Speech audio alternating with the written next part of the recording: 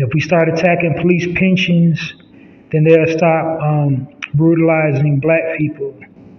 And I would kind of agree with that. So, like, the bigger question is, like, how do we get the legislation, get it signed into law to, start attacking their pensions? Because we can sit up here and march and demonstrate for another 50 or 60 years and have nothing done, or like we can get results. So if nothing else, we learned from the Montgomery, Alabama bus boycott. Money talks. So we got to find a way to get their bag. When we start hitting that bag, they'll follow suit and lay off the foolishness.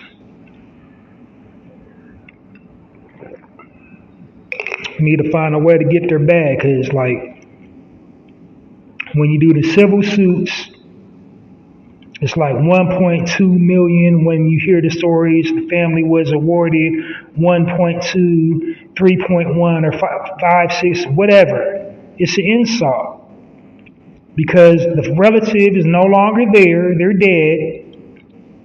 So that little 2.1 is already gone as soon as you get it, because they went to trial either from 6 months to a year, 1 month,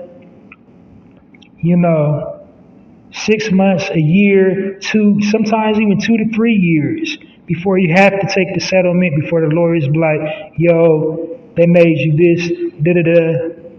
So it's like, take it or leave it. You better take it because we're done. You know what I'm saying? And then, like, you got to get therapy because you're mentally distraught. You've been having cameras in your face following you along, asking you to relive that traumatic moment of when your loved one got killed by the police. Or if you didn't get killed, you got brutalized by the police that beat you up real bad, beat you to near death. And you got to keep on reliving it, talking about it. And then they just give you some money that basically is coming out the city or the state's petty cash fund, like here. You know what I mean? So we need to directly start finding a way to attack the police's bag.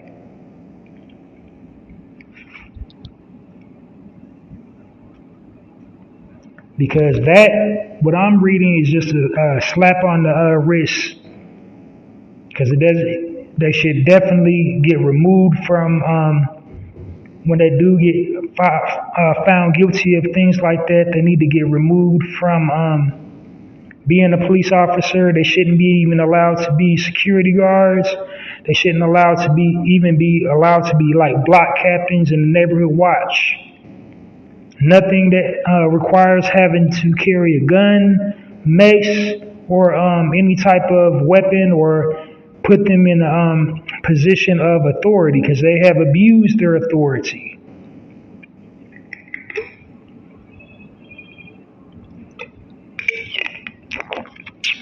All right. Last article, I didn't jot the notes, so I might just have to try to punch something up right quick.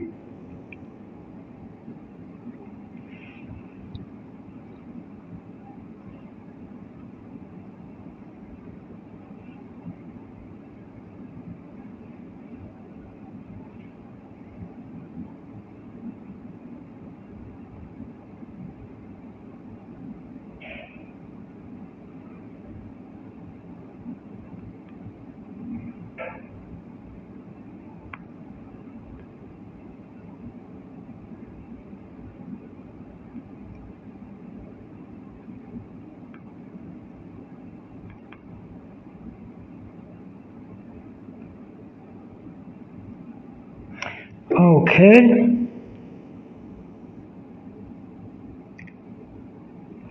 And just following up on a story that I covered a while ago, I think about I would say like 4 episodes ago when I spotlighted Queen Latifah. She just recently broke ground. So when I spotlighted her, the article was she was set to acquire the property for low income housing. So she had a groundbreaking ceremony on April 25th.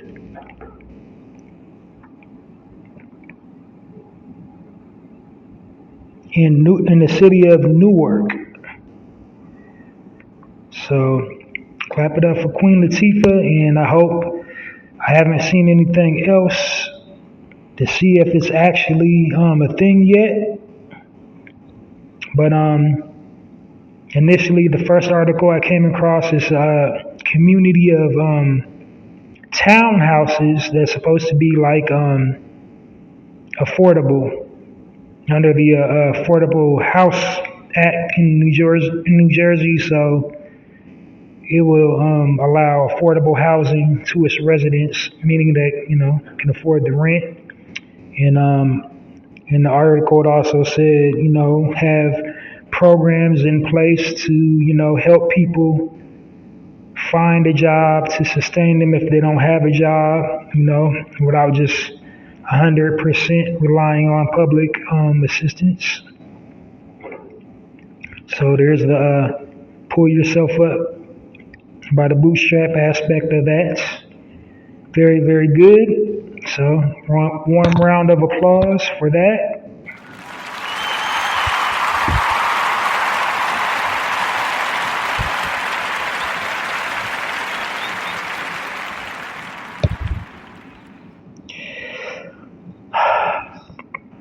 And then next,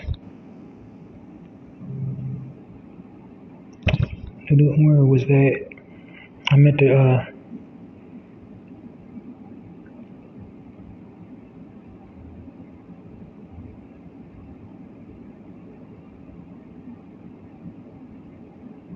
okay.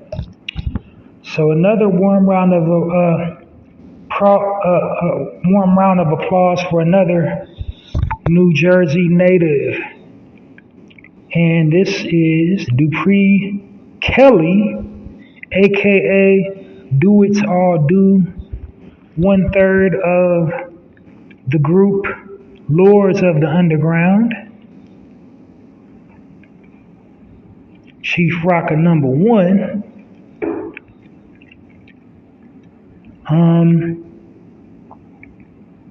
He won the general election for councilman in Westward, New Jersey. So I hope that brother takes that office. Hip hop is definitely a very powerful thing to motivate people in the community, because hip hop artists, they speak to the cause, they speak the language of the people, and people kind of gravitate towards artists. So to see an artist actively involved in politics is a very good thing. I mean, heck, a few years ago, I think it was Puffy that launched the Rock the Vote campaign.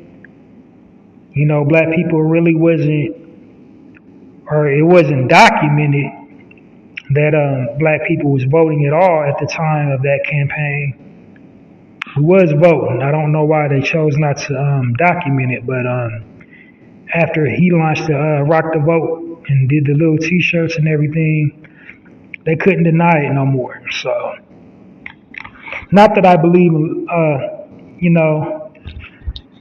most of the legislative process in this country anyway.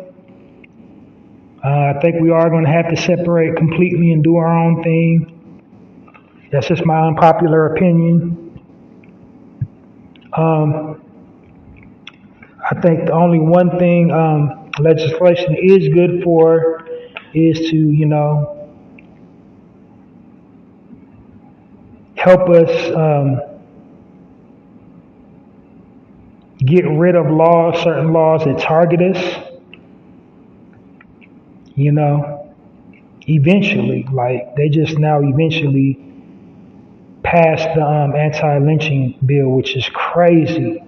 Like, uh, mm, politics. I don't. It is what it is. Um, well, yeah, that's pretty much it for all of my articles today. All the positive news that I had to share. But you know, there's always something positive in the black community. So that's why I'm here to create the space of normalizing being normal. Because I feel if you share positive content, you know, the media is a supply and demand type thing. When they see people gravitating towards positive content, they'll push that out. They'll push out the intellectual stuff. They'll push out the conscious community stuff.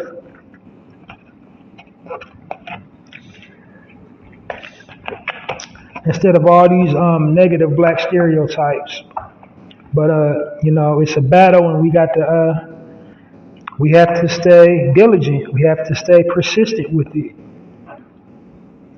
and keep being vocal about what we want to see and what we want to hear. Form our own networks. Um, you ain't gotta hop up in the comment section arguing with people, or trying to get people canceled, because you can't get nobody Caucasian canceled anyway, because they got, you know, corporate backing. It's not going to happen. So, I mean, if you want to waste your own time and energy trying to get somebody canceled, go right ahead. But that's all. We just combat it like that. We get the positive content out there, is what I'm saying, instead of dwelling on the negativity. But speaking on negativity, I do have some content that I feel I have to address. And I kind of took a deep dive into it when I had my full episode over the weekend. And it had to do with sensationalism, was my speaking point on Saturday, sensationalism. And basically what I was saying was we sensationalize things that negative things that happen in the media. Like we gravitate towards it. We'll have all these panel discussions and you know, give the moment more life than it deserves. Like, and we're kind of the only race of people that do it. Like the Oscar smack, it went on for damn near a month. Going further back, Janet Jackson got drugged for years over Nipplepalooza. Years, not months, years. You know, it's like anytime when we, you know, make a mistake or get caught in rare form, you know, the moment never passes because of sensationalism. We sensationalize negativity. Instead of just ignoring it and letting the moment die down, we create all these memes and have all these, you know, black Twitter eruptions, like just all this chitter chatter in the blogosphere. And everybody's entitled to their own opinion. You can have your own opinion. I'm an online guy myself, and I think the allure of having somebody agree with you, that's kind of a rush. Like, for most people, not for me personally. Like, some people just live to jump in that comment section and put their little 2 cents in, and, you know, and then God forbid they actually make the top comment or get their comment highlighted. Then they're in like 7th heaven, right? Because they was right about something, or because they felt whoever ran the page agreed with them. But anyway, I'm setting